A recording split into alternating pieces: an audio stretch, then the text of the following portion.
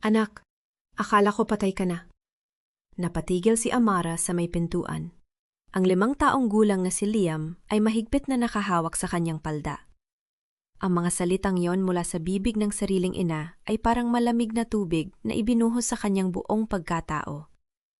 Nasa harapan niya ang altar, ang kanyang litrato, nakabalot ang itim na laso, may kandilang halos maubos na, at mga lantang bulaklak. Ang kanyang mukha, nakangiti sa larawang yon, ay tila nakikipagtagpo sa kanya mula sa kabilang buhay. "Nanay, ako po ito," mahina niyang sabi. Ang boses ay nanginginig. "Buhay po ako! Bumalik po ako!" Si Aling Pilar ay nakatayo pa rin sa may hagdan. Ang mga kamay ay nanginginig habang nakahawak sa rehas. Ang mukha ng matandang babae ay maputla, para bang nakakita ng multo. Hindi maaari. Sinabi nila, napahinto siya. Ang mga mata ay nanlalabo. Sinabi ng asawa mo na namatay ka sa sunog sa ospital. 3 taon na ang nakalipas. Naramdaman ni Amara ang pagtigas ng kanyang puso. "Rafael, sinabi niya sa inyo na patay na ako?" Tumango si Aling Pilar. Ang mga luha ay nagsimula ng tumulos sa kanyang mga pisngi. "Dinala niya ang mga abo, anak. May sertipiko pa nga. Inilibing ka namin sa sementeryo ng bayan, katabi ng lolo mo." Ang mga tuhod ni Amara ay parang may sariling isip. Halos lumuhog siya sa harap ng altar. Si Liam ay napahigpit ang hawak sa kanyang palda. Ang boses ng bata ay puno ng pag-aalala. "Mommy, bakit po umiiyak si Lola?" Hindi makasagot si Amara. Ang kanyang anak, ang dahilan kung bakit siya nagtiis ng 3 taon sa Saudi Arabia, ang dahilan kung bakit niya kinaya ang mga gabing walang tulog at mga araw na pagod na pagod. Ang batang ito na hawak niya ngayon ay dapat sana ay nakilala na ng kanyang ina. Ngunit sa halip na yakap, ang kanyang ina ay nagluksa sa kanya. "Nasaan si Liam?" tanong ni Amara. Ang boses ay pumipigil sa pag-iyak. "Nanay, 3 taon ko pong ipinadala ang aking kita dito. Ang perang pinaghirapan ko sa ospital, ginamit niya para saan?" Napaupo si Aling Pilar sa pinakamalapit na silya. Ang mga tuhod ay tila hindi na kumakapit. "Nagpatayo siya ng hardware store sa bayan. Sabi niya para sa kinabukasan ng inyong anak." "Hindi ko alam, anak. Hindi ko alam na kasinungalingan pala ang lahat." "At si Liam?" Ulit ni Amara, ang boses ay may kakaibang kabigatan. "Saan ang anak ko?" Ang katahimikan ni Aling Pilar ay sapat ng sagot. Sa ilang segundo na yon, nakita ni Amara ang pag-iwas ng tingin ng kanyang ina. Ang paglunok ng matandang babae bago ito magsalita. Kinuha siya ni Rafael, dinala sa bahay nila sa kabayanan. Kasama niya ang bagong asawa niya. Ang salitang yon, bagong asawa, ay parang punyal na tumusok sa dibdib ni Amara. 7 taon niyang pinakasalan si Rafael. 3 taon siyang nagtrabaho sa ibang bansa, nagtiis ng init ng disyerto at mga gabing mag-isa, lahat para sa kanilang pamilya. At habang siya ay nasa Saudi, nagpapagaling ng mga may sakit at umaasang makakauwi sa isang buong pamilya, ang kanyang asawa ay nagtayo ng bagong buhay, sa kanyang pera, sa kanyang pangalan, sa kanyang pagkamatay. "Mommy?" Muling nagsalita si Liam. Ang mga mata ng bata ay naghahanap ng atensyon. "Pagod na po ako. Saan po tayo matutulog?" Huminga ng malalim si Amara. Hindi siya maaring gumuho ngayon. Hindi sa harap ng kanyang anak. "Sandali lang, anak. Kausapin lang natin si Lola." Lumapit si Aling Pilar. Ang mga kamay ay nanginginig habang inaabot si Liam. "Ito palang apo ko," mahina nitong sabi. Ang mga mata ay puno ng sakit. "Ang tagal kong hinintay na makita itong batang ito. Hindi ko alam na may apo na pala ako. Hindi nila ako hinaya ang makita siya." "Bakit, nanay? Bakit kayo sinunod nila?" Hindi mapigilan ni Amara ang pait sa kanyang boses. "Bakit hindi kayo nagtanong? Bakit hindi kayo nagduda?" Ang mga luha ni Aling Pilar ay dumaloy ng tuluyan. "Sinubukan ko, anak. Tumawag ako sa ospital sa Saudi. Pero sinabi nila na may record ng kamatayan. Ipinakita sa akin ni Rafael ang mga papel. May selyo pa nga. Sino ba naman ako para magduda? Ang sariling asawa mo. ang lalaking pinagkakatiwalaan nating lahat. Napahawak si Amara sa kanyang dibdib. Ang sakit ay pisikal na. Ang kanyang ina ay hindi rin nagsisinungaling. Ito rin ay biktima ng kasinungalingan ni Rafael. Ang hardware store, ang bagong asawa, ang pagkuha kay Liam, lahat ng ito ay itinayo sa kanyang pagkamatay. Ang kanyang sakripisyo ay ginawang kasinungalingan. Nasaan ang hardware store? Tanong ni Amara. Ang boses ay unti-unting lumalakas. Sa kabayanan ba? Tumango si Aling Pilar. Sa may kanto ng Rizal Street, malapit sa palengke. Anak, huwag kang gagawa ng kahit ano. Kailangan kong makita si Liam. Puto ni Amara. Ang anak ko. Hindi ko siya iiwan sa mga taong nagsinungaling sa inyo, sa akin at sa lahat. Pero anak, gabing-gabi na. Bukas na lang, hindi nanay. 3 taon akong nagtiis para sa bataan yon. Hindi ko siya hahayaan pang isang gabi sa bahay ng babaeng pumalit sa akin. Lumingon si Amara kay Liam, ang kanyang anak na nakatitig sa kanya na may pag-aalala. Anak, may kailangan tayong puntahan. Sandali lang tayong pupunta sa bahay ng isang tao. Okay lang ba sa'yo? Tumango si Liam. Ang mga mata ay inaantok na. Pupunta po ba tayo sa bahay ni Daddy? Naramdaman ni Amara ang pagtibok ng kanyang puso sa pangalang yon. Oo, anak. Pupunta tayo kay Daddy. Bago siya tuluyang lumabas, hinawakan siya ni Aling Pilar sa braso. Amara, anak, patawarin mo ako, hindi ko alam. Hindi ko alam na niloloko pala tayo. Tinignan ni Amara ang kanyang ina, ang babaeng nagluksa sa kanya ng 3 taon. Ang babaeng hindi alam ang katotohanan. Hindi ko kayo sinisisi, nanay, pero kailangan kong ayusin ito. Kailangan kong bawiin ang anak ko. Lumabas si Amara ng bahay. Hawak ang kamay ni Liam. Ang gabi ay malamig. Ang mga ilaw ng mga bahay ay unti-unting namamatay. Ngunit sa kanyang puso, may apoy na nagliliyab. Ang apoy ng isang ina na hindi titigil hanggat hindi na ibabalik ang kanyang anak.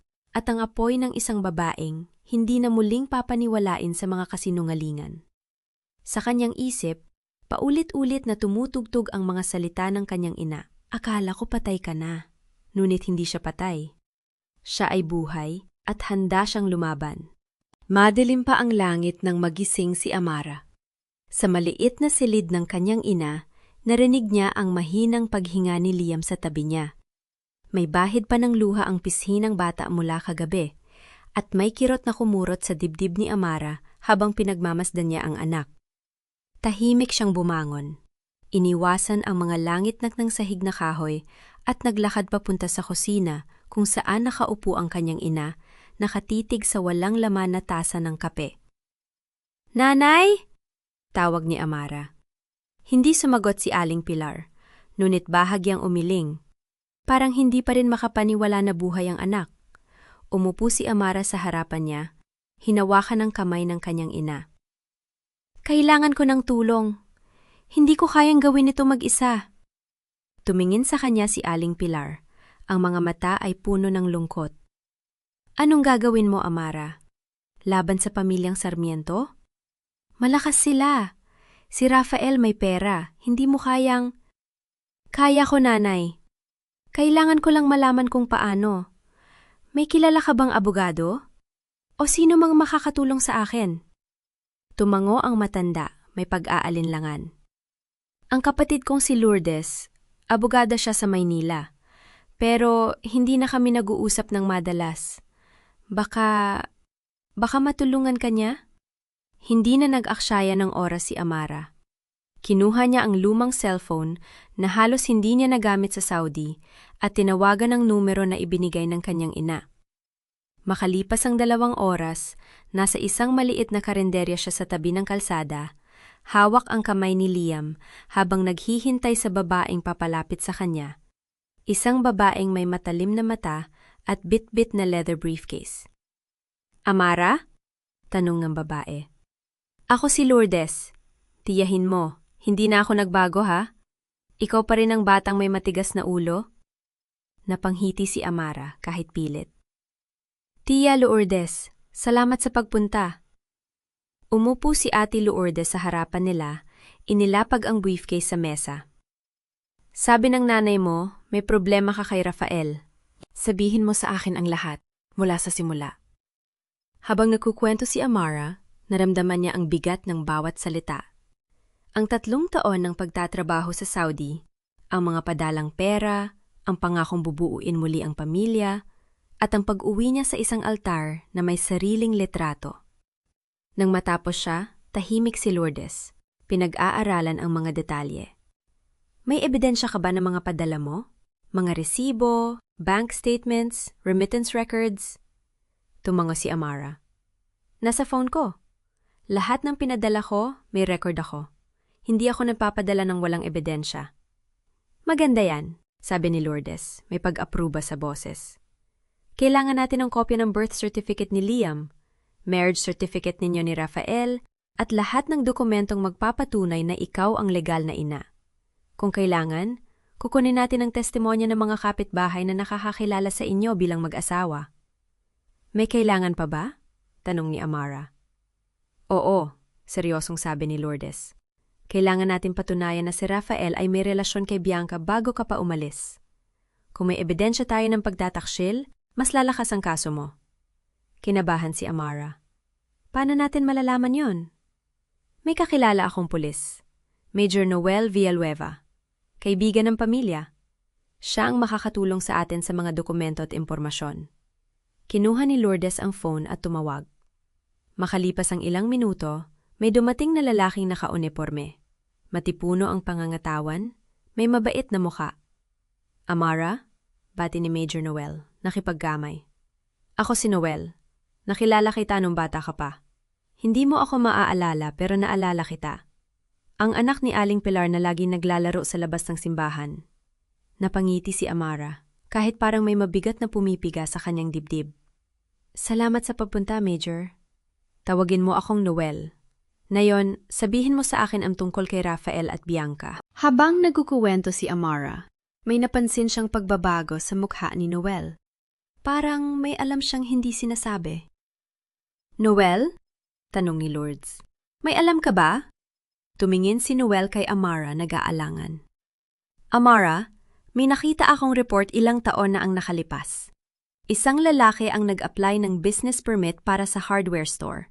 Ang pangalan niya ay Rafael Sarmiento. Pero ang co-owner na nakalagay sa papel ay isang Bianca Alcantara. Hindi ko ito pinansin noon pero ngayon parang may kahulugan na. Nanlamig ang katawan ni Amara. Anong ibig mong sabihin? Nakasosyo niya si Bianca sa negosyo? Hindi lang kasosyo, mahinang sabi ni Noel. May nakita rin akong lalaki at babae na madalas magkasama sa isang restaurant sa bayan. Hindi ko alam na siya palang asawa mo.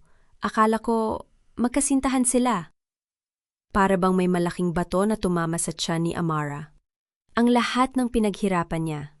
Ang mga gabing walang tulog sa ospital, ang mga araw na nagtitipid siya para makapagpadala, lahat yon ay ginamit para sa isang babaeng pumalit sa kanya. Naramdaman niya ang paghawak ni Liam sa kamay niya at napatingin siya sa anak. Mami, bakit ka umiiyak? Hindi na malaya ni Amara na may luha na palang tumutulos sa kanyang pisingi. Mabilis niyang pinunasan. Wala anak, okay lang ako. Hindi ka okay, Mami, sabi ni Liam, yakap siya. Pero andito ako, hindi kita iiwan. Niyakap ni Amara ang anak, at sa yakap na yon, naramdaman niya ang lakas na hinahanap niya. Hindi siya nag-iisa. May anak siyang nagmamahal sa kanya, at may mga taong handang tumulong. Kailangan natin ng mga dokumento, sabi ni Lourdes, pinabasag ang katahimikan. Noel, pwede mo bang kunin ang kopya ng business permit at iba pang records ng hardware store? Oo, pero kailangan natin ng warrant o legal na dahilan para makuha yon. May dahilan tayo, sabi ni Lourdes. Fraud. Ang paggamit ng pera ng kanyang asawa para sa sariling negosyo habang nagpapakalat ng kasinungalingan na patay na ang asawa. Tumango si Noel. Gagawin ko ang lahat para makuha ang mga dokumento. Pero Amara, kailangan kong maging tapat sa'yo. Mahirap laban kay Rafael, may pera siya, may koneksyon. Pero hindi ibig sabihin na tama siya. Alam ko, sabi ni Amara. Ang boses ay matatag. Pero hindi ako susuko. Hindi para sa akin ito, para kay Liam. Nang gabing yon, umuwi si Amara sa bahay ng kanyang ina na may dalang mga papeles, ang birth certificate ni Liam, ang marriage certificate, at ang mga remittance records na inipon niya sa loob ng 3 taon. Inilatag niya ang mga ito sa mesa, pinag-aralan ang bawat detalye. Nakatitig siya sa mga numero, sa mga petsa, sa mga halaga ng perang pinadala niya. At sa bawat piraso ng papel, may kwento. Ang mga gabing nag-overtime siya, ang mga araw na hindi siya kumakain ng maayos para makatipid, ang mga buwang hinintay niya ang tawag ni Rafael na hindi naman dumating. "Mommy?" tawag ni Liam mula sa kwarto. "Hindi ako makatulog." Pumasok si Amara sa kwarto, umupo sa gilid ng kama. "Anong problema, anak?" "Miss ko ang bahay natin," sabi ni Liam. Ang boses ay mahina. "Miss ko si Daddy." Naramdaman ni Amara ang kirot sa dibdib. Alam niyang hindi pa maintindihan ni Liam ang nangyayari. Para sa bata, si Rafael ay ang kanyang ama, ang lalaking nag-aalaga sa kanya sa loob ng 3 taon. Hindi pa niya alam ang katotohanan. "Anak, may sasabihin ako sa'yo," sabi ni Amara, hinawakan ng kamay ni Liam. "May mga bagay na hindi mo pa naintindihan. Pero pangako, gagawin ko ang lahat para sa'yo. Hindi kita iiwan, kailanman." "Promise, Mommy?" "Promise." Niyakap siya ni Liam, at sa yakap na yon, naramdaman ni Amara ang determinasyong lumalago sa kanyang puso. Hindi siya natatakot kay Rafael. Hindi siya natatakot kay Bianca. Natatakot siya sa posibilidad na mawala muli ang anak. Ngunit sa sandaling yon, nanyakap siya ni Liam, alam niyang handa siyang harapin ang lahat. Kinabukasan, maaga siyang nagising. Tinawagan niya si Lord at Noel. "May kailangan akong gawin," sabi niya. "Kailangan kong kausapin si Rafael." "Amara, masyadong maaga," babala ni Lord. "Wala pa tayong sapat na ebidensya." "Alam ko, pero kailangan kong malaman ang katotohanan. Kailangan kong marinig mula sa kanya." Tumahimik si Lord. "Sige, pero mag-ingat ka at huwag mong kalimutan. Hindi ka nag-iisa." Tumango si Amara kahit hindi siya nakikita ni Lord. "Alam ko." Isinuot niya ang pinakamagandang damit na dala niya, isang simpleng puting blouse at itim na pantalon. Sinuklay ang buhok, inayos ang sarili. Hindi siya magmumukhang mahina. Hindi na siya magpapakita ng takot. "Liam, may gagawin si Mommy," sabi niya sa anak. "Manatili ka muna kay Lola, babalik ako." "Mommy, saan ka pupunta?" tanong ni Liam, may takot sa mata. "May kailangan lang akong ayusin, anak. Pero pangako, babalik ako, hindi kita iiwan." Hinalikan niya ang no ni Liam at lumabas ng bahay. Ang araw ay mainit. Ang mga tao sa kalye ay abala sa kani-kanyang buhay. Walang nakakaalam na sa loob niya may bagyo na naglalaro. Ngunit hindi siya magpapatinag. Pagdating niya sa hardware store ni Rafael, nakita niya ang malaking karatula. "Sarmiento Hardware and Construction Supplies." Ang gusaling ito, ang negosyong ito, ay itinayo gamit ang kanyang pera. Ang perang pinaghirapan niya sa Saudi. Ang perang ipinadala niya para sa pamilya niya. Pumasok siya at nakita niya si Rafael sa counter, kausap ang isang kliyente. Nang makita siya ni Rafael, para siyang nakagat ng ahas. Namutla siya. Halos mahulog ang hawak na papel. "Amara?" Nauutan na sabi niya. "Rafael?" Tahimik na sabi ni Amara lumapit. "Kailangan nating mag-usap." Hindi nagsalita si Rafael, ngunit nakita ni Amara ang takot sa kanyang mata. At sa sandaling iyon, alam niya, hindi siya ang mahina. Si Rafael ang natatakot. At handa siyang ipaglaban ang lahat. Tumihim si Rafael, pinilit ang sariling ngumiti kahit halatang-halata ang kaba sa mga kamay niyang pinagpapawisan. "Amara, akala ko nga..." Hindi niya natapos ang pangunusap. May kumurap sa likod ng tindahan at nakita ni Amara ang pamilyar na bulto, si Bianca na may dalang papel at kasama ang isang batang lalaki, si Liam. Parang may humila sa dibdib ni Amara. Nakalimutan niya saglit ang galit. Nakita niya ang anak, payat, nakayuko, Hawak ang kamay ni Bianca na parang hindi komportable. Hindi siya nakatingin kay Bianca. Nakatingin siya sa sahig, parang may kinatatakutan. Liam? Tawag ni Amara. Lumabas ang boses na puno ng sakit. Tumingala ang bata. Sandaling nagtagpo ang mga mata nila. May takot sa mga mata ng anak niya. Hindi takot kay Amara, kundi takot na makita siyang umiiyak. Takot na may mangyaring masama. Parang batang sanay ng mag-ingat. Amara, wag mong gawing komplikado ang lahat, sabi ni Rafael, humakbang para harangan ang tingin niya. Bumalik ka na lang sa inyo. Pag-usapan natin ito ng pribado. Pribado? Natawa si Amara ng walang saya. 3 taon mong sinabi sa buong bayan na patay na ako, Rafael. Hindi ba pribado na ang lahat ng yon? Napatingin si Bianca sa kanila at may kung anong kumibot sa mukha niya. Hindi kasalanan, kundi pagkairita. Rafael, anong nangyayari? Bakit nandito siya? Alam mo, Bianca, napalingon si Amara sa kanya. Alam mo bang buhay ako? O naniwala ka rin sa kwentong namatay sa sunog? Hindi sumagot si Bianca, pero sapat na ang katahimikan niya. Kumuha si Amara ng sobre mula sa bag niya. Inilapag ito sa counter, dahan-dahan, parang naglalatag ng baraha. Alam ko ang lahat, Rafael. Ang hardware store na ito, pera ko ang puhunan. Ang bahay na tinitirhan ninyo ni Bianca, pera ko rin. Ang padala ko sa loob ng 3 taon, ginamit mo para itayo ang buhay na to habang sinasabi mong patay na ako. Wala kang ebidensya. Mabilis na sagot ni Rafael. Pero nanginginig ang boses. Binuksan ni Amara ang sobre. Kumuha siya ng mga papel, bank statements, transfer receipts, mga kontrata. Ito ang ebidensya. Lahat ng padala ko, lahat ng pinaghirapan ko sa Saudi. May pirma mo, Rafael. May resibo. Hindi ko kailangan ng testigo para patunayan na kasinungalingan ang lahat ng sinabi mo. Kinuha ni Rafael ang mga papel, mabilis na tiningnan at para siyang sinampal. Namutla siya. Saan mo nakuha to? Hindi mahalaga. Ang mahalaga, alam ko na. At alam ko rin na hindi ka talaga biyudo, di ba? Kaya mo sinabi na patay na ako para hindi mo kailangang hiwalayan ako.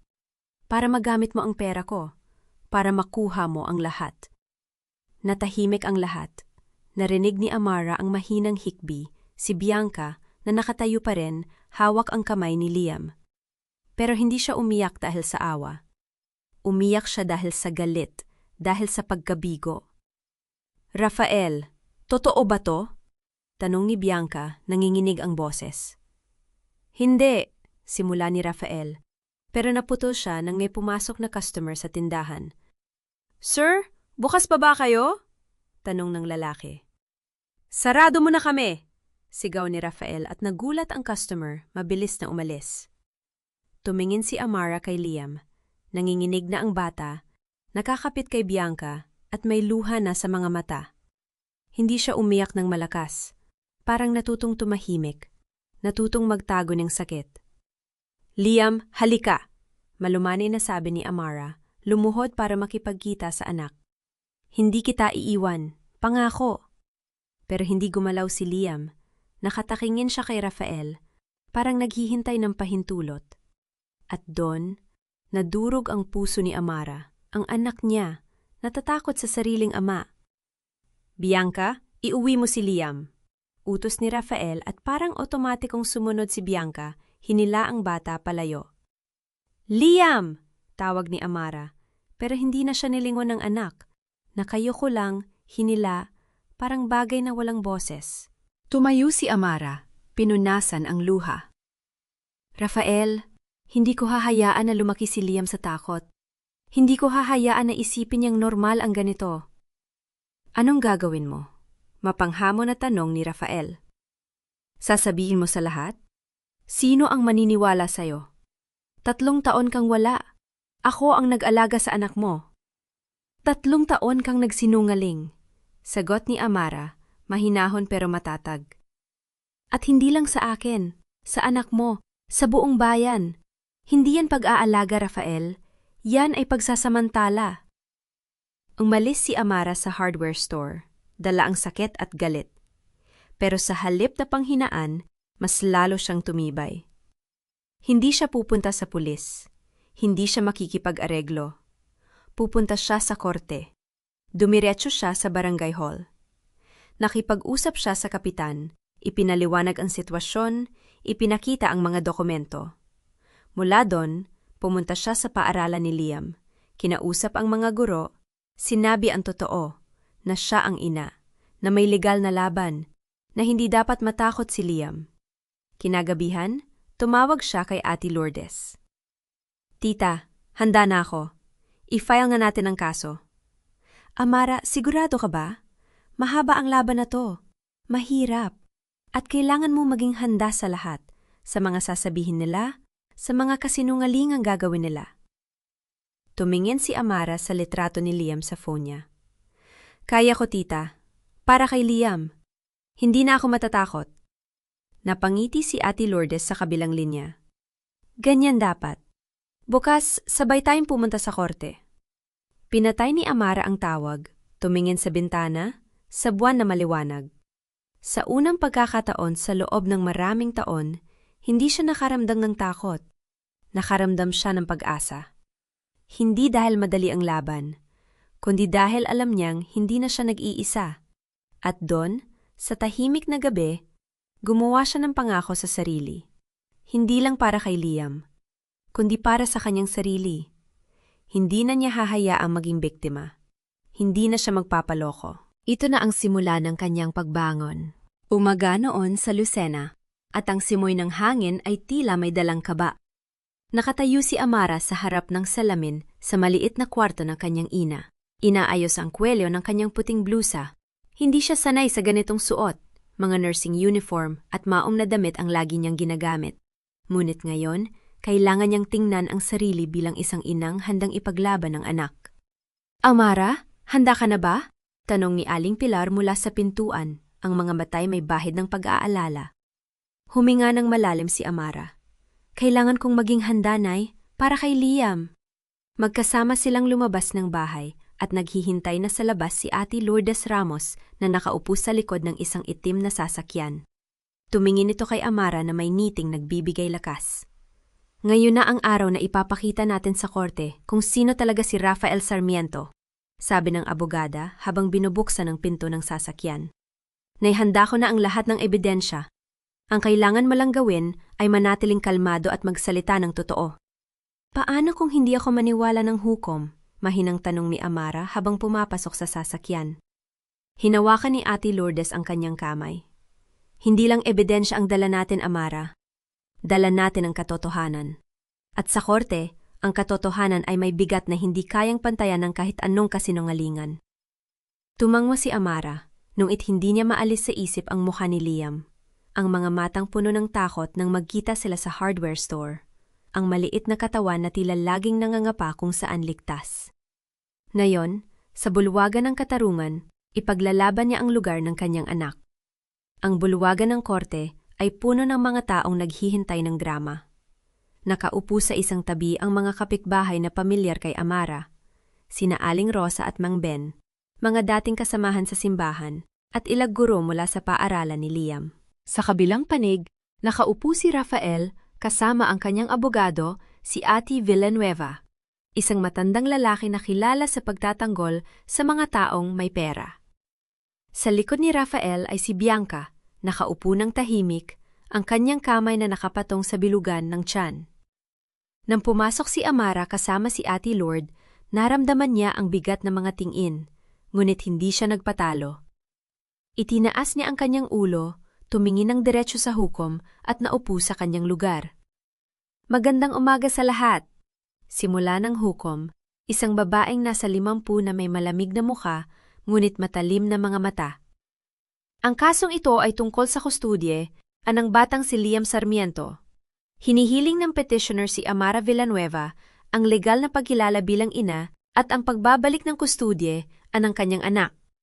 Ang respondent naman si Rafael Sarmiento ay humihiling na manatili sa kanya ang bata. Tumayo si Ate Lourdes, ang kanyang boses ay malinaw at may awtoridad.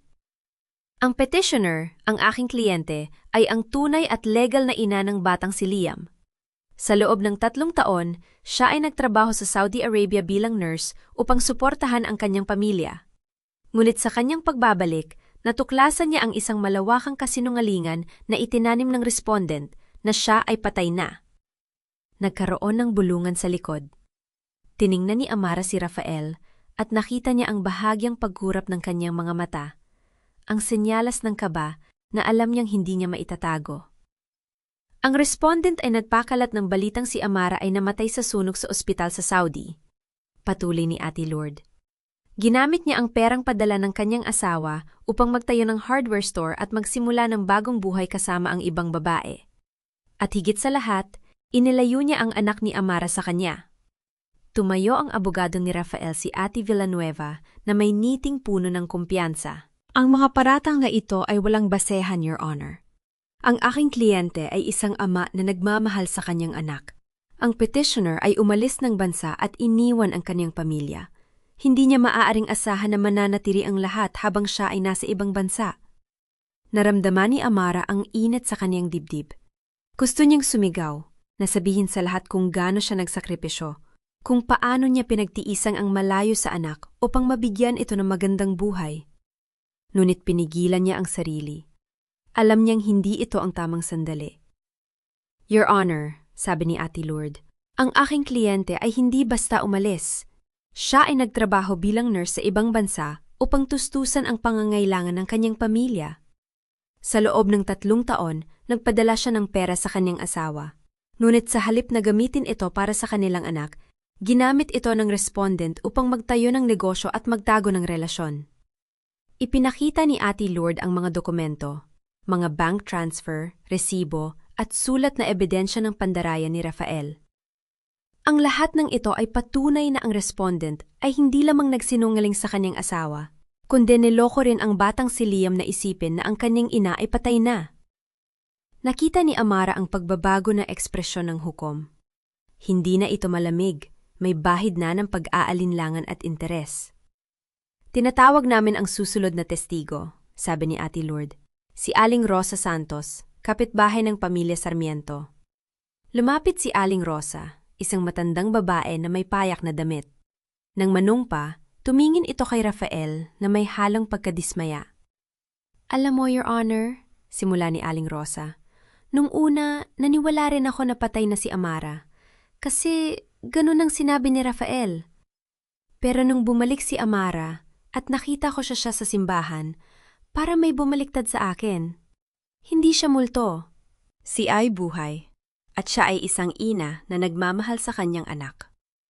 Ano pa ang alam mo tungkol sa relasyon ng respondent at ng petitioner? Tanong ni Ate Lourdes. Alam ko na si Rafael ay may relasyon kay Bianca kahit pa nung nasa Saudi si Amara. Nakikita ko silang magkasama sa palengke, sa mga kainan. Akala nila hindi sila napapansin, pero sa maliit na bayan, laging may nakakakita. Nagkaroon ng panibagong bulungan. Tumingin si Amara kay Bianca at nakita niya ang babae na nakayuko, ang mga kamay na nanginginig. Tinatawag namin ang susunod na testigo, sabi ni Ate Lourdes, si Gong Elena Rivera, guro ni Liam sa kindergarten. Lumapit si Gang Rivera, isang babaeng may salamin at mahinahong boses. Your Honor, si Liam ay isang matalinong bata, ngunit may mga pagkakataong siya ay tila nalilito. Minsan, tinanong niya ako kung anong itsura ng kanyang ina. Sinabi niya na ang kanyang ama ay nagsasabi na ang kanyang ina ay nasa langit. Ngunit may mga pagkakataong nakikita ko siyang tumitingin sa mga larawan ng mga nanay ng kanyang mga kaklase, at may lungkot sa kanyang mga mata. May ebidensya ka ba na si Liam ay hindi masaya o ligtas sa piling ng kanyang ama? Tanong ni Ate Villanueva, sinusubok ang sirain ng testimonya. Hindi ko masasabing hindi siya ligtas, Your Honor, sagot ni Gang Rivera. Ngunit masasabi kong may kulang sa kanyang buhay. May kulang na hindi kayang punan ng kahit anong laruan o pera. Ang isang bata ay nangangailangan ng kanyang ina. Naramdaman ni Amara ang pag-agos ng luha sa kanyang mga mata. Pinilit niyang pigilan, ngunit hindi niya maiwasang isipin si Liam, ang kanyang anak na nagtatanong kung anong itsura ng kanyang ina. Your Honor, sabi ni Ate Lourdes, Nais naming ipakita ang huling ebidensya, ang liham na isinulat ng respondent sa kanyang kapatid, kung saan inaamin niya ang kanyang mga kasinungalingan. Namutla si Rafael. Wala akong sulat na ganun! Sigaw niya. Ngunit agad siyang sinaway ng kanyang abogado. Your Honor, ang liham na ito ay nakuha namin mula sa kapatid ng respondent na kusang nagbigay nito matapos malaman ang katotohanan. Sabi ni Ate Lourdes habang iniaabot ang dokumento sa hukom. Binasa ng hukom ang liham at nakita ni Amara ang pagkunot ng kanyang no. Matapos ang ilang minuto, itinaas nito ang ulo at tumingin ng diretso kay Rafael. Mr. Sarmiento, sa liham na ito sinasabi mo na hindi ko inaasahan na ganito kabilis siyang makabalik.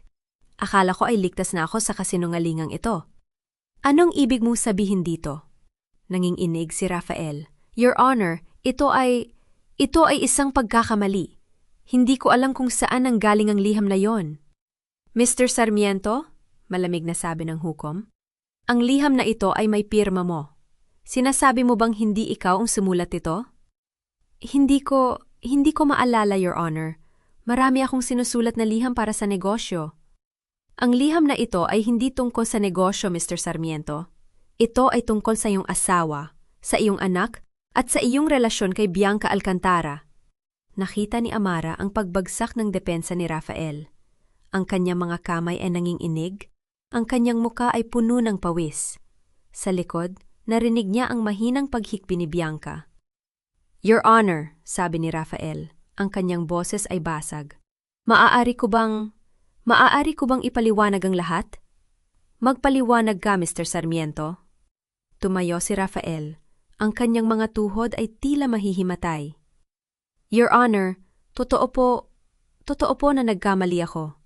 Nagkamali ako na magpanggap akong biyudo. Nagkamali ako nang itago ko kay Liam na buhay pa ang kanyang ina. Ngunit ginawa ko ito dahil natakot ako. Natakot ako mawala ang lahat. Ang negosyo, ang anak, ang bagong buhay na aking sinimulan. Kaya nagpasya kang sirain ang buhay ng iyong asawa? Tanong ng hukom. Hindi ko intensyon na saktan si Amara, Your Honor. Mahal ko siya noong una. Ngunit, nang siya ay nasa Saudi, parang lumayo siya. Hindi na siya nag-uwi ng mga kwento tungkol sa amin. Puro trabaho na lang ang kanyang mga mensahe. Naramdaman kong hindi na ako mahalaga sa kanya. Naramdaman ni Amara ang sakit sa mga salitang iyon. Mahalaga ka. Mahina niyang bulong. Ngunit hindi ito narinig ng iba. Kaya naghanap ka ng iba? Tanong ng hukom. Hindi ko ito ipinagmamalaki, Your Honor. Noon nakilala ko si Bianca at naramdaman kong buhay ako muli. Ngunit hindi ko inaasahan na magiging ganito ito. Hindi ko inaasahan na mawawala ang lahat.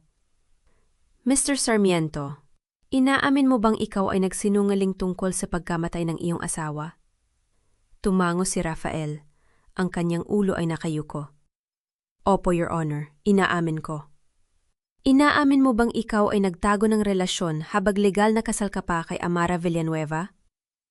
Opo, Your Honor. Inaamin mo bang inilayo mo ang anak mo sa kanyang tunay na ina? Opo, Your Honor. Inaamin ko ang lahat. Nagkaroon ng katahimikan sa bulwagan. Nakita ni Amara ang mga mata ng hukom na puno ng paghatol at naramdaman niya ang bigat ng katotohanan na sa wakas ay lumabas na. Your Honor, sabi ni Ate Lourdes, ang aking kliyente ay humihiling ng agarang desisyon tungkol sa kustudyo yan ang kanyang anak.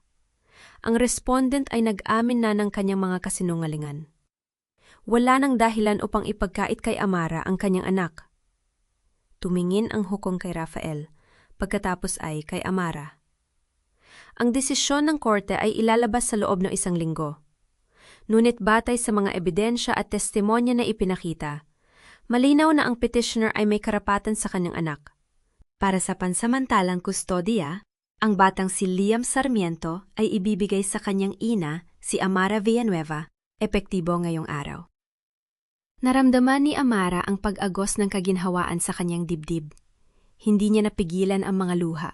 Luha ng saya, ng sakit, ng lahat ng pinagdaanan. Salamat, Your Honor, mahina niyang sabi habang yumuyuko. Nang lumingang siya kay Rafael, nakita niya ang lalaki na nakaupo ng tahimik. Ang kanyang muka ay walang emosyon. Sa likod, nakita niya si Bianca na umiiyak, ang kanyang mga kamay na nakapatong sa kanyang tiyan. "Rafael?" sabi ni Amara. Ang kanyang boses ay mahinahon ngunit may bigat. "Hindi ko nais na sirain ang buhay mo. Nais ko lang makuha ang anak ko. Ngunit sana, sa pagkakataong ito, matutunan mong maging tapat. Hindi lang sa akin, kundi sa iyong sarili." Hindi sumagot si Rafael. Ngunit sa kanyang mga mata, nakita ni Amara ang isang bagay na hindi niya inaasahan. Pagsisisi. Paglabas ng korte, sinalubong si Amara ng mga kapitbahay na may mga ngiti at yakap. Ngunit ang pinakaimportante sa lahat, nakatayo sa gilid, hawak ang kamay ng isang social worker, ang kanyang anak. "Liam?" tawag ni Amara. Ang kanyang boses ay nanginginig. Tumingin si Liam sa kanya. Ang mga mata ay may halo ng takot at pagtataka. Ikaw ba talaga ang nanay ko?" Lumuhod si Amara sa harap ng kanyang anak.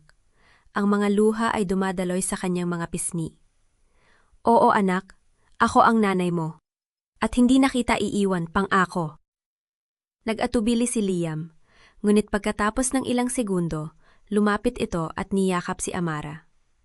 Naramdaman niya ang maliit na katawan ng kanyang anak na nanginginig, at sa sandaling yon, alam niyang tama ang lahat ng kanyang ginawa.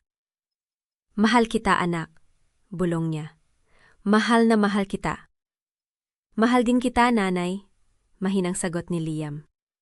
Sa likod, narinig niya ang boses ni Ate Lourdes. "Hindi pa tapos ang laban, Amara. May desisyon pa ang korte sa susunod na linggo.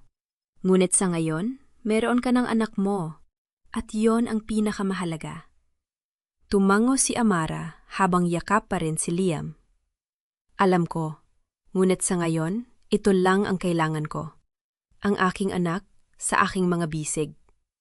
At doon, sa harap ng korte, sa gitna ng mga taong sumaksi sa kanyang tagumpay, naramdaman ni Amara ang unang hakbang ng kanyang pagbangon. Hindi ito ang katapusan, ngunit ito ang simula ng isang bagong buhay. Isang buhay na hindi na niya hahayaang nakawin ng sinuman. Ang unang gabi na magkasama sila ni Liam sa maliit na kwarto ng bahay ni Aling Pilar ay puno ng katahimikan na hindi komportable. Nakaupo si Amara sa gilid ng kama habang nakatingin sa kanyang anak na nakatayo sa may pintuan, parang batang nag-aalangan kung papasok ba o hindi. Ang 5 taong gulang na si Liam ay may dalang maliit na unan na mukhang luma at kupas na. Yakap-yakap ito na parang kalasad. "Liam, halika rito," malumanay na sabi ni Amara. Tinapik ang tabi ng kama. "Hindi ka matutulog?" Tumango ang bata pero hindi kumilos. Ang mga mata niya ay naglilibot sa kwarto, parang may hinahanap o iniiwasan. "Nasaan si Bianca?" tanong ni Liam ng pabulong. Naramdaman ni Amara ang tusok sa dibdib.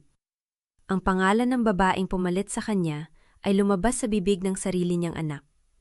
Kinagat niya ang labi at numiti ng pilit. "Wala siya rito, anak.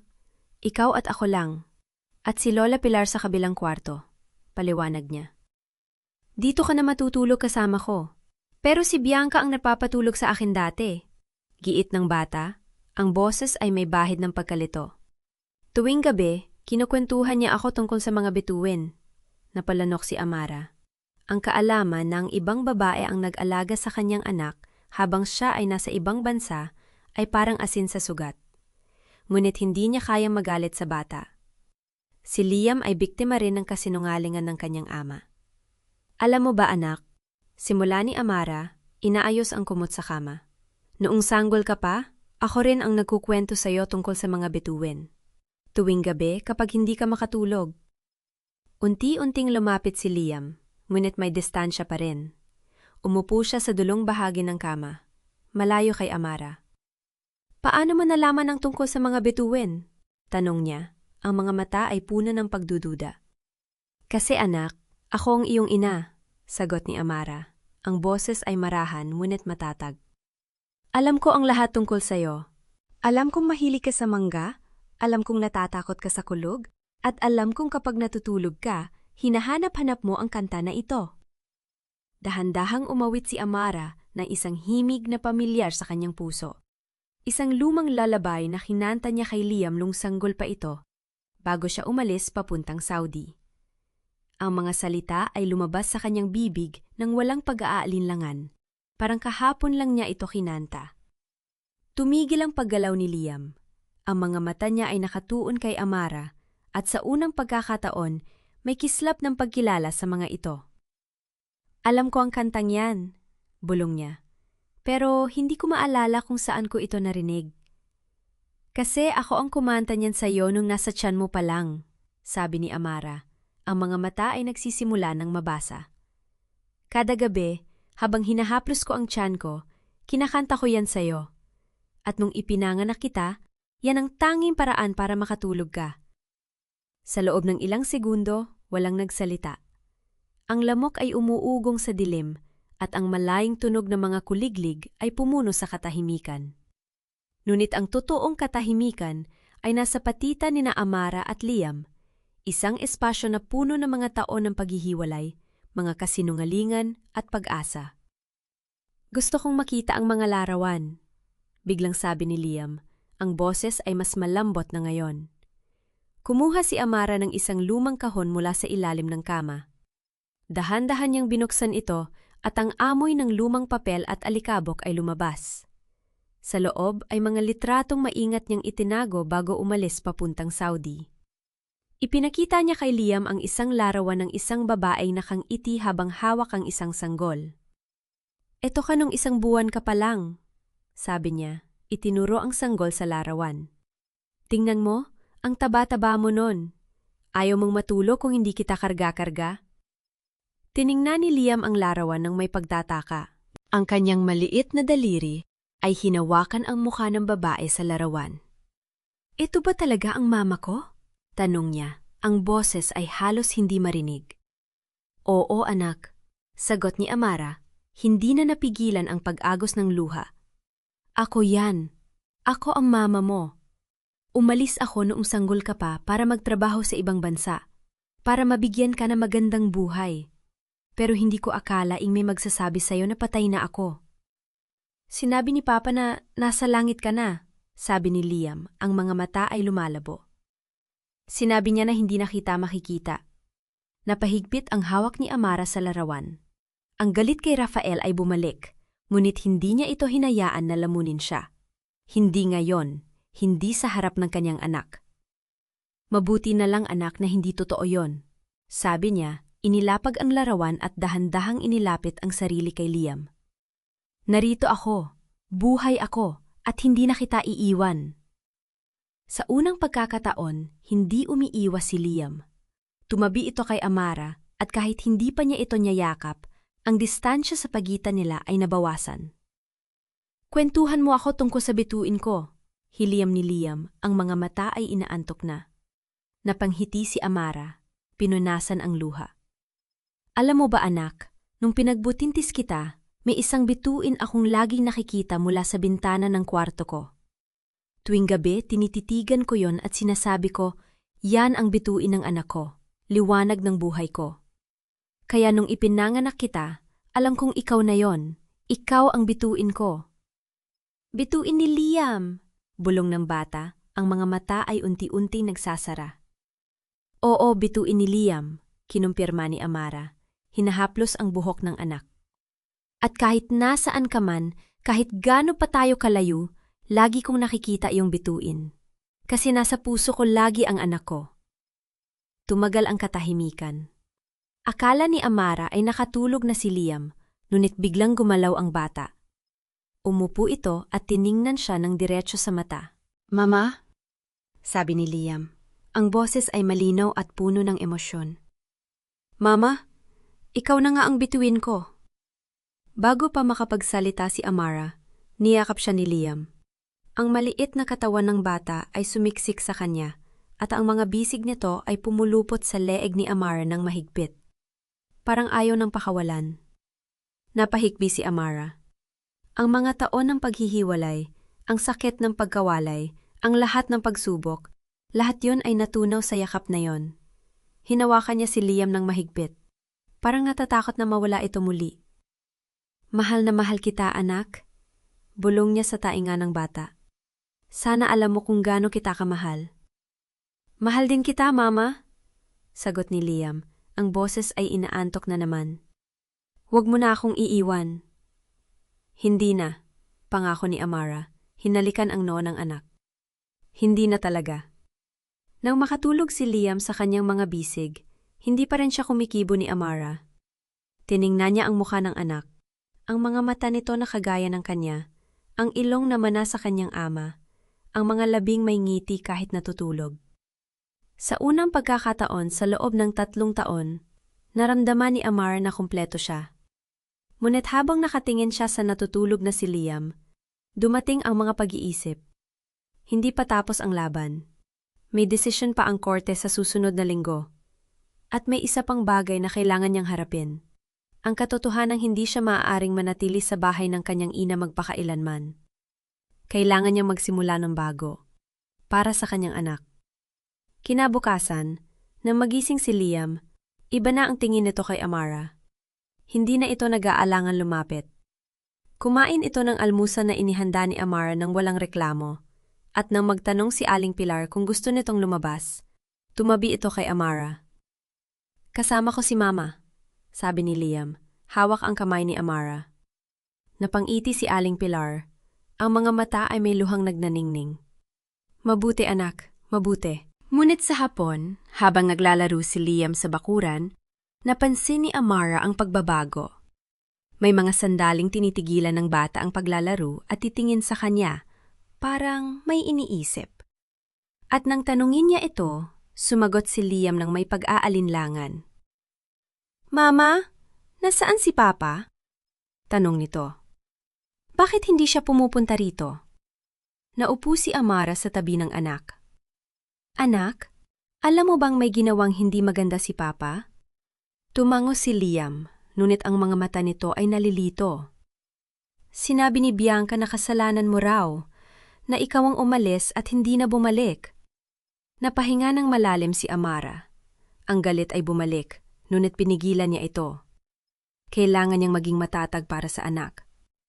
Anak, hindi ko kasalanan, mahinahon niyang sabi.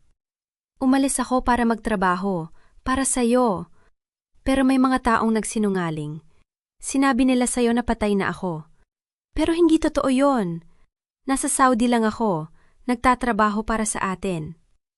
Pero bakit hindi ka na bumalik? Tanong ni Liam, ang boses ay nanginginig. Kasi hindi ko alam na may nagsasabi sa'yo ng mga kasinungalingan. Sagot ni Amara, hinawakan ang mukha ng anak. Pero ngayon nandito na ako. At hindi na ako aalis. Pang-ako ko yan. Tiningnan siya ni Liam ng matagal. Parang hinahanap sa mga mata ni Amara ang katotohanan. At pagkatapos, ngumiti ito. Isang ngiti na nagpapaliwanag sa buong mundo ni Amara. Okay, Mama. Naniniwala ako sa'yo. Niyakap siya ni Liam. At sa yakap na yon, naramdaman ni Amara ang pagbabago. Ang takot at pag-aalinlangan ng kanyang anak ay unti-unting napapalitan ng tiwala. Hindi ito magiging madali, alam niya yon. May mga sugat pa rin kailangang gumaling, may mga tanong na kailangang sagutin. Ngunit sa unang pagkakataon, naramdaman ni Amara na posible ang lahat. Nang gabing yon, habang natutulog si Liam sa kanyang tabi, kinuha ni Amara ang kanyang telpon at tumawag kay Ate Lourdes. Tita? Gusto kong maghanap ng bagong bahay, sabi niya. Maliit lang, pero para sa akin at kay Liam, kailangan kong magsimula ng bago. Alam kong may pera ka pang natitira mula sa mga naipon mo, sagot ni Ate Lourdes. Ngunit kailangan mo ring isipin ang kabuhayan mo. Gusto mo bang magtuloy ako sa paghahanap ng mga oportunidad para sa'yo? Oo, tita, sagot ni Amara, ang boses ay puno ng determinasyon. Gagawin ko ang lahat para sa anak ko. Hindi na ako hihinto. Bago siya matulog, tiningnan ni Amara si Liam. Ang bata ay natutulog ng mapayapa. Ang kamay ay nakahawak sa kanyang damit. May ngiti sa mga labi nito. Magsisimula tayo ng panibago, anak. Bulong niya, hinalikan ng noo ni Liam. Hindi man madali, pero kakayanin natin. Kasi tayo na ang magkasama, at wala nang makakapaghiwalay sa atin. Sa labas ng bintana, kumikislap ang mga bituin, at sa isa sa mga iyon, nakita ni Amara ang liwanag na kanyang hinahanap, ang liwanag ng kanyang anak, ang liwanag ng kanyang bagong simula. Umaga sa maliit na bahay na inuupahan nila ni Liam. Nasa labas si Amara, hawak ang isang tasa ng kape, pinagmamasdan ng pintura na nagbabalat sa dingding, at ang bubong na may ilang butas na pinagtatawanan ng araw. Hindi ito ang bahay na pinang-arap niya ng bata pa siya. Pero habang nakikinig siya sa tawa ni Liam sa loob habang hinahabol ang pusa ng kapitbahay, naramdaman niyang ito na nga ang simula ng lahat. Lumapit si Liam, nakaangiti. Ang buhok ay magulo pa sa pagkagising. Mama, may puno tayo sa labas. Pwede ba tayo magtanim ng mangga? Tiningnan ni Amara ang bakanting lote sa gilid ng bahay. Oo, anak. Pag malaki-laki na tayo ng ipon, bibili tayo ng sarili nating lupa. Doon tayo magtatanim ng maraming puno. Bakit hindi tayo dito na lang? Tanong ni Liam, ang mga mata ay seryoso. Gusto ko na dito kasi kasama kita. Napahinto si Amara. Sa loob ng 3 taon, ito ang pinakamalinaw na pangungusap na narinig niya mula sa anak. Hindi ito tungkol sa bahay, kundi tungkol sa presensya. Yumuko siya at hinalikan ang ulo ni Liam. Tama ka anak, basta tayo kahit saan tayo, bahay na natin yon. Pagkatapos ng almusal, kinuha ni Amara ang isang lumang notebook na dala niya mula Saudi. Sa mga pahina nito, isinulat niya ang mga pangalan ng mga kasamahan niyang nurse na umuwi rin ng Pilipinas, mga taong naghahanap ng trabaho, mga ina na katulad niya na gustong manatili sa tabi ng kanilang mga anak. May ideya siyang pinag-isipan sa mga gabing nagbabantay siya sa ospital sa Riyadh. Anong ginagawa mo, Mama? Tanong ni Liam nakaupo sa tabi niya. May plano ako, anak. Maraming mga nanay at tatay na katulad natin ang gusto nang umuwi ng Pilipinas. Pero natatakot kasi wala silang trabaho dito. Kaya gusto kong gumawa ng paraan para may pagkakitaan sila. Parang negosyo? Namuo ang interes sa mga mata ni Liam. Oo, kontratahin natin sila para sa mga trabaho sa bahay, sa mga ospital, sa mga negosyo dito sa Lucena. Mga OFW na katulad ko na pagod ng mangibang bansa. Hindi lubos na naunawaan ni Liam ang lahat, pero tumanggo siya. Sige mama, tutulong ako. Sa sumunod na mga linggo, naging abala si Amara. Sa tulong ni Aling Pilar, na ngayon ay panatag na ang loob at lagi may dalang pagkain para sa kanila, at ni Ate Lourdes na tumulong sa mga papeles, nairehistro niya ang kanyang maliit na negosyo. Tinawag niya itong Uwian Na, isang pangalan na sumasalamin sa kanyang hangarin, na walang OFW na kailangang mawalay sa pamilya ng matagal. Sa isang maliit na mesa sa kusina, naging opisina ito. Dito niya nakausap ang unang 2 kliyente, si Mang Ben, isang dating seaman na gusto nang manatili sa Pampang, at si Ate Cora, isang dating domestic worker sa Dubai na may 2 anak na nag-aaral. Pinakinggan niya ang kanilang mga kwento, ang mga taon ng paghihiwalay, ang mga sakripisyo, at sa bawat kwento, nakita niya ang sarili niya. Alam mo, Amara, sabi ni Mang Ben nang pumirma sa kontrata, nung unang sabihin sa akin ng anak ko na may negosyo kang katulad nito, naisip ko, baka scam. Pero nang makita kita, nakita kong isang taong nakaintindi. Salamat. Hindi ako ang dapat pasalamatan, Mang Ben. Tayo ang magtutulungan dito. Sa mga gabing yon, pagkatapos patulugin si Liam, uupo si Amara sa harap ng kanyang notebook at magsusulat ng mga plano. Ang maliit na negosyo ay nagsimula ng lumago. Nakakuha siya ng kontrata mula sa isang lokal na klinika para sa mga nursing aid at mula sa isang pamilya sa bayan na naghahanap ng kasambahay. Hindi malaki ang kita, pero sapat na para masustentuhan ang kanilang pangangailangan. At higit sa lahat, sapat na para patunayan na kaya niyang tumayo sa sarili niyang mga paa. Isang hapon, habang nagluluto si Amara ng hapunan, biglang pumasok si Liam na may dalang isang papel na galing sa paaralan. Mama, tingnan mo! Gumuhit ako ng bahay natin! Tiningnan ni Amara ang drawing. May maliit na bahay may puno, May 2 tao na magkahawak ang kamay. Isa malaki, isa maliit. "Sino itong 2?" tanong niya kahit alam na niya ang sagot. "Ikaw at ako, Mama. At may araw pa tayo at may mga ulap kasi masaya na tayo." Napaluha si Amara pero pinigilan niya. "Maganda anak, itatago ko ito. Kapag malaki ka na, ipapakita ko sa'yo." "Gusto kong maging artista, Mama," sabi ni Liam, ang mata ay kumikinang. "Gusto kong gumuhit ng mga bahay para sa mga batang walang bahay." Hinalikan ni Amara ang anak. "Kaya mo yan, anak. Basta gusto mo, gagawin natin." Sa mga sandaling yon, naramdaman ni Amara ang isang bagay na matagal niyang hindi naramdaman. Isang tahimik na kasayahan. Hindi ito ang ligaya na may kasamang takot na mawala, kundi isang panatag na kagalakan na nagmumula sa pag-alam na siya ay nasa tamang lugar, kasama ang tamang tao. Isang gabi, dumating si Ate Lourdes sa kanilang bahay. May dala itong isang folder at seryoso ang muka. Umupo ito sa harap ni Amara habang natutulog si Liam. "Amara, may kailangan akong sabihin sa'yo," sabi nito, inilapag ang folder sa mesa. "Ano yun, tita?" "Si Bianca Alcantara, tumakas siya." Napatahimik si Amara. Sa loob ng mga linggo, nakatuon siya sa bagong buhay, sa anak, sa negosyo. Ang pangalan ni Rafael at Bianca ay parang malayong alaala na sinasadya niyang wag alalahanin. Pero ngayon, bumalik ito. "Anong ibig mo sabihin, tumakas?" tanong niya. Ang boses ay mahinahon. "Ayon sa impormasyon na nakuha ko, iniwan ni Bianca si Rafael. Kinagat daw nito ang lahat ng pera na natitira sa hardware store, pati ang mga alahas na binili ni Rafael para sa kanya. Wala na siya sa Lucena. May mga nagsasabing nakita siya sa Maynila. May iba na nagsasabing umalis na siya ng bansa." Tiningnan ni Amara ang folder. Binuksan niya ito at nakita ang mga kopya ng mga dokumento, mga resibo, mga liham. "Bakit mo ito dinala sa akin, tita?" "Kasi nakipag-ugnayan sa akin si Rafael. Gusto kanyang makausap." Naramdaman ni Amara ang pagbilis ng tibok ng puso. "Ayoko siyang makita." "Alam ko, Amara, pero may sinabi siya na baka kailangan mong marinig.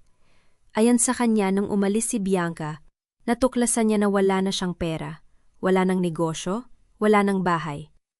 Ang hardware store ay isinara na ng bangko dahil hindi na bayaran ng utang. Ang bahay na pinagtayuan nila ni Bianca ay kinuha na rin. Sabi niya lahat ng pinaghirapan niya nawala." Hindi agad sumagot si Amara. Tiningnan niya ang folder, ang mga muka ng mga taong minsang nagwasak sa kanyang buhay. "Hindi ko alam kung ano ang mararamdaman ko, tita. Dapat ba akong matuwa? Dapat ba akong maawa?" "Wala akong masasabi sa'yo, Amara. Ikaw ang magpapasya. Pero naisip ko lang na dapat mong malaman bago ka magdesisyon kung makikipagkita ka sa kanya o hindi." Kinuha ni Amara ang folder at itinabi ito. "Salamat, tita. Kailangan kong mag-isip." Pagkatapos umalis ni Ate Lourdes, umupo si Amara sa labas ng bahay, nakatingin sa mga bituin. Naisip niya ang lahat ng nangyari. Ang pagtataksil, ang kasinungalingan, ang paghihirap, ang pagbangon. At ngayon, narito si Rafael, bumagsak, naghahanap ng tawad. Hindi niya alam kung handa na ba siyang harapin ito. Pero may isang bagay na alam niya. Hindi na siya ang dating Amara na natatakot, na nag-aalala, na handang tanggapin ang lahat para lang magkaroon ng pamilya. Ang Amara ngayon ay may anak na umaasa sa kanya. May negosyong itinayo niya. May pangarap na kanyang tinutupad. Pumasok siya sa loob at hinalikan ng noo ni Liam. "Anak, bukas, may kailangan akong gawin. Pero pagkatapos, babalik ako dito. Kasi dito na tayo." Tiningnan niya ang folder sa mesa. Bukas, haharapin niya si Rafael. Hindi para sa kanya, kundi para sa kanyang sarili, para sa kanyang anak, para sa kanyang kapayapaan. At sa sandaling yon, naramdaman niya ang pagtibay ng kanyang loob. Hindi siya natatakot. Handa na siya. Umaga sa munting bahay sa Lucena. Ang liwanag ng araw ay sumisilip sa kortinang kupas na, at ang amoy ng kape at tuyong isda ay humahalo sa simoy ng hangin. Nakaupo si Amara sa hapag. Hawak ang baso ng kape, ngunit hindi ito iniinom. Nakatingin siya sa folder na nasa tabi niya. Ang folder na naglalaman ng mga dokumento, ng mga ebidensya, ng 3 taong kasinungalingan. Mula sa kusina, dumating si Aling Pilar dala ang isang plato ng pritong itlog. Napansin nito ang katahimikan ng anak. Amara, anak, kakain ka muna bago ka umalis, sabi nito. Mahinahon ngunit may pag-aalala. Tumango si Amara at numiti. Opo ma, sandali lang. Mula sa kabilang kwarto, lumabas si Liam, kalahating pikit pa dahil sa antok. Diretso itong lumapit kay Amara at sumiksik sa kanyang tabi. Mami, saan ka pupunta? Tanong nito, boses na inaantok. Hinimas ni Amara ang buhok ng anak. May kailangan lang akong ayusin anak. Sandali lang, babalik ako agad. Promise? Promise. Hinalikan ni Amara ang no ni Liam. Sa sandaling yon, naramdaman niya ang bigat ng pangako. Hindi ito tulad ng mga pangakong sinira ni Rafael. Ito ay banal. Tumayo siya, kinuha ang folder at siya humarap sa kanyang ina. Ma, kung may mangyari man, wala kang dapat ipag-alala, puto ni Aling Pilar. Hawak ang kamay ng anak. Alam kong kaya mo ito. Hindi ka na ang Amara na umalis dito 3 taon na ang nakararaan. Napangiti si Amara. Tama ang ina. Hindi na siya yon. Pagdating niya sa lumang munisipyo ng Lucena, sinalubong siya ng mga taong nagkukumpulan sa labas. May mga kamera, may mga reporter, may mga taong nakikiusyoso. Ngunit hindi siya natakot. May kakaibang kalmado sa kanyang dibdib. Isang katahimikang nagmumula sa pagkaalam na nasa kanya ang katotohanan. Sa loob, sa isang maliit na silid na inilaan para sa private settlement, naroon na si Ate Lourdes, ang kanyang tiyahin, kasama ang mga dokumentong inihanda. Nakaupo ito ng tuwid, mukhang propesyonal, ngunit may init sa mga mata nang makita si Amara. "Han ka na ba?" tanong ni Ate Lourdes. "Opo," sagot ni Amara. Inilapag ang folder sa mesa. "Handa na ako." Ilang sandali pa, bumukas ang pinto. Pumasok si Rafael. Ang lalaking minsang minahal niya, ang ama ng kanyang anak, ay mukhang haggard. Ang dating makisig na mukha ay may mga kulubot na hindi niya natatandaan. Ang mga mata nito ay may bahid ng pagsisisi. Ngunit hindi siya sigurado kung iyon ba ay totoo o isa na namang pagganap. Sa likod niya ay ang kanyang abogado, isang lalaking mukhang seryoso, ngunit si Rafael mismo ang unang nagsalita. "Amara," sabi nito, boses na paos. "Salamat at pumayag kang makipagkita sa akin." Hindi sumagot si Amara. Tiningnan lamang niya si Rafael ng diretso sa mata. Umupo si Rafael sa tapat niya. Ang kanyang mga kamay ay nanginginig habang inilalagay sa mesa. "Alam kong huli na ang lahat. Amilya kong walang sapat na paghingi ng tawad para sa mga ginawa ko. Ngunit kailangan kong sabihin ito sa harap mo, sa harap ng lahat." Bumukas ang pinto sa likod ni Rafael at pumasok ang ilang reporter. Hindi ito inaasahan ni Amara, ngunit hindi siya nagulat. Alam niyang darating din ang araw na ito, ang araw na ang katotohanan ay sasabihin sa publiko. Tumayo si Rafael. Sa harap ng mga kamera, sa harap ng mga taong nakikinig, humarap siya kay Amara. "Amara Villanueva," simula nito, boses na lumalakas. "Sa harap ng Diyos at ng mga taong ito, humihingi ako ng tawad. Sa lahat ng kasinungalingan, sa lahat ng pagtataksil, sa lahat ng sakit na idinulot ko sa iyo at sa ating anak. Hindi ako karapat-dapat sa iyong kapatawaran, ngunit humihingi pa rin ako." Natahimik ang silid. Ang mga reporter ay tahimik, ang mga kamera ay nakatutok kay Amara. At dun, sa sandaling iyon, naramdaman ni Amara ang isang kakaibang paglaya. Hindi dahil sa mga salita ni Rafael, kundi dahil sa kanyang sariling katahimikan. Sa loob ng 3 taon, pinangarap niya ang araw nga ito. Ang araw na makikita niya si Rafael na lumuhod, na humingi ng tawad, na aminin ang kanyang kasalanan. Ngunit ngayon nangyari na, hindi niya naramdaman ang inaasahang saya. Sa halip, may kapayapa ang dumating, isang kapayapa ang nagmumula sa pagkaalam na tapos na ang laban. Tumayo si Amara. Tiningnan niya si Rafael ng matagal. Hindi na may galit, kundi may pag-unawa. Rafael? Sabi niya, boses na mahinahon ngunit matatag. Pinapatawad kita. Nagulat ang lahat. Maging si Ate Lourdes ay napatingin sa kanya, ngunit nagpatuloy si Amara. Pinapatawad kita, hindi dahil karapat-dapat ka, kundi dahil karapat-dapat ako magpatuloy. Hindi dahil nakalimutan ko ang lahat, kundi dahil hindi ko na nais pangdalhin ang bigat ng galit na yon. Lumunok si Rafael. Ang mga mata ay may luhang pumipigig. Amara, kung maaari lang, wala nang maaari pa. Puto ni Amara. Mahinahon, ngunit tiyak. Hindi na tayo. Hindi na ako babalik sa'yo. Hindi na ako ang Amara na naghihintay sa'yo, na naniniwala sa mga pangako mong hindi mo naman tinupad. Ang Amara na yon ay isang ina, isang negosyante, isang babaeng natutong tumayo sa sariling mga paa. Natahimik si Rafael. Tila hindi makahanap ng mga salita. Gusto ko lang nga isang bagay, dagdag ni Amara. Ang malinaw na kasunduan na hindi mo nahahabulin si Liam. Hindi ko hahayaang maranasan niya ang sakit na naranasan ko. Karapat-dapat siyang lumaki sa isang tahanang puno ng katotohanan, hindi ng kasinungalingan. Tumango si Rafael. Ang mga luha ay tuluyang bumagsak. Sige, ipangako ko. Hindi ko na kayo gagambalain. Hindi ko kailangan ng pangako mo, sabi ni Amara. Numingiti ng bahagya. Kailangan ko lang ng pirma mo sa kasunduan. Hinatid siya ni Ate Lourdes sa labas ng munisipyo. Ang araw ay sumisikat ng maliwanag at ang simoy ng hangin ay presko. Bilib ako sa iyo, Amara, sabi ng tiyahin, hawak ang balikat niya. Hindi lahat ay kayang magpatawad ng ganyan. Hindi madali, tita, sagot ni Amara, huminga ng malalim. Pero mas madali kaysa dalhin ang galit sa puso habang pinalalaki ko si Liam. Hindi ko siya nais na lumaking may inang puno ng pot. At ngayon, ano ang plano mo? Napangiti si Amara. Uuwi ako, kakain kaming tatlo ni Mama, tapos may titingnan akong bagong lokasyon para sa uwian na. Palalawakin namin ang negosyo. Hawak ni Ate Lourdes ang kamay niya. Ipagmamalaki kita palagi. Salamat, tita. Hindi ko to nagawa kung wala ka.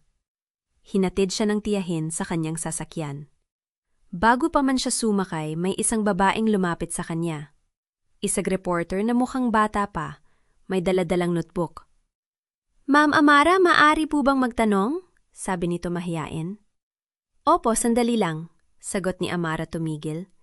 Ano po ang mensahe ninyo sa mga babaeng nakararanas ng katulad ninyo?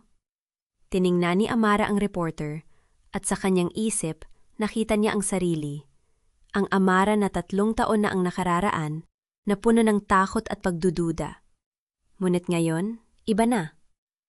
Sabi nila, ang pagbabalik ay ang pag-uwi sa lugar na iniwan mo. Simula niya dahan-dahan. Ngunit natutunan ko na, ang tunay na pagbabalik ay ang pagtindig mula sa pagkakalugmok. Hindi ito tungkol sa lugar, kundi sa pagkilala sa iyong sariling halaga. Sa mga babaeng nakararanas ng sakit, sabi ko, huwag kayong matakot na magsimula muli. Hindi kayo nag-iisa. At higit sa lahat, karapat-dapat kayong mahalin. Hindi ng mga taong nanakit sa inyo, kundi ng inyong mga sarili. Napanghiti ang reporter at isinulat ang mga salita. Salamat po, ma'am. Walang anuman. Pag-uwi ni Amara, sinalubong siya ni Liam sa pintuan. Tumatakbo ito papalapit sa kanya, yakap na yakap. Mommy! Sabi mo babalik ka agad! Eto na nga anak, sabi niya. Hinimas ang buhok nito. Eto na ako. Mula sa kusina, sumilip si Aling Pilar. Kumain ka na ba? Nagluto ako ng paborito mong sinigang. Opo ma, sandali, maliligo lang ako. Ngunit bago pa man siya makapasok sa kwarto, hinawakan siya ni Liam sa kamay. Mommy, may itatanong ako. Ano yun anak? Yung lalaki kanina, siya ba si Daddy? Natahimik si Amara. Umupo siya sa sahig para maging kapantay ng anak. Oo anak, siya ang daddy mo. Bakit siya umiiyak? Napabuntong hininga si Amara. Kasi may mga pagkakamali siyang ginawa anak. Pero pinatawad ko na siya. At ngayon tayo na lang, ikaw, ako, at si Lola. Tiningnan siya ni Liam nang may pag-iisip. Pero masaya pa rin tayo, di ba? Numiti si Amara, at sa kauna-unahang pagkakataon, naramdaman niyang totoo ang ngiti. Oo anak, masaya pa rin tayo. Kasi tayo ang pamilya natin, at hindi na natin kailangan ng iba para maging kompleto. Hinalikan niya ang noo ni Liam, at sa sandaling yon, naramdaman niya ang isang bigat na bumitaw sa kanyang dibdib. Hindi na siya naghahanap ng kahit ano pa. Hindi na siya naghihintay ng anumang pagbabago. Ang kanyang buhay, ang kanyang anak, ang kanyang tahanan, lahat ng ito ay sa kanya, at sapat na yon. Sa kusina, inihahain ni Aling Pilar ang sinigang. Ang amoy ng sampalok at luya ay pumuno sa maliit na bahay. Naupo silang tatlo sa hapag, magkakasama, magkakapikbisig. Ma, bukas, titingnan ko ang bagong lokasyon ng uwian na, sabi ni Amara habang kumakain. May nakita akong maliit na espasyo malapit sa palengke. Pwede nating gawing opisina at training center. Talaga? Ang bilis naman, sabi ni Aling Pilar, may paghanga. Pero wag mong kakalimutan ng sarili mo ha, hindi puro trabaho. Opo ma, pero gusto ko lang siguraduhin na may magandang kinabukasan si Liam. Tiningnan siya ni Aling Pilar nang may pagmamahal. Amara anak, nakikita mo ba kung gaano ka kalayo na? 3 taon nang nakararaan, umalis ka dito na puno ng pangarap. Ngayon bumalik ka na may dalang tagumpay, hindi lang sa negosyo, kundi sa pagkatao mo. Napangiti si Amara at sa kauna-unahang pagkakataon, naramdaman niyang totoo ang lahat. Ang sakit, ang pagsubok, ang pagbangon, lahat ng ito ay may kahulugan. Lahat ng ito ay humubog sa kanya upang maging ang babaeng nakaupo ngayon sa hapag, kasama ang kanyang anak at ang kanyang ina, puno ng kapayapaan.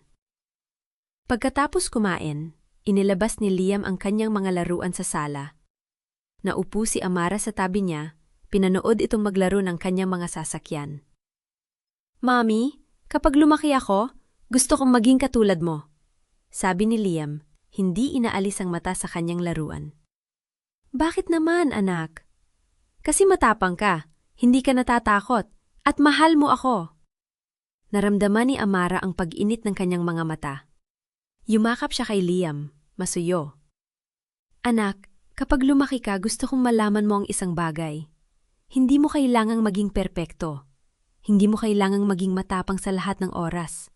Pero tandaan mo, palagi kang mahalaga. Hindi mo kailangang patunayang ang iyong sarili sa sinuman. Sapat ka na. Tiningnan siya ni Liam ng may ngiti. Mahal kita, Mami. Mahal din kita, anak, higit sa lahat. Sa labas ng bintana, ang araw ay papalubog na. Ang kalangitan ay may kulay kahel at rosas, isang tanawing puno ng pag-asa.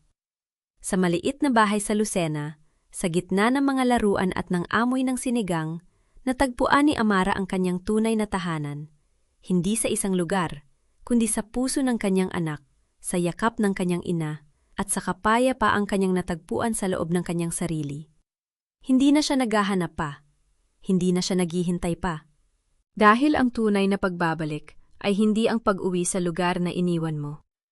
Ito ay ang pagtindig mula sa pagkakalugmok, ang pagkilala sa iyong sariling halaga, at ang pagpiling magpatuloy, hindi para sa iba, kundi para sa iyong sarili. At iyon, para kay Amara, ay sapat na.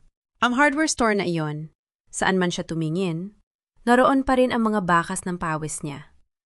Ang 3 taon niyang pagod sa Saudi, ang bawat pisong pinadala niya, ang lahat ng iyon ay naging pader, bubong, at istante ng negosyong itinayo ni Rafael sa kanyang pagkamatay. Hindi mo ba yon iisipin? Na ang bawat pako, bawat tabla, bawat kahit na anong bagay na hawak niya ngayon ay may katumbas na luha at sakripisyo ni Amara.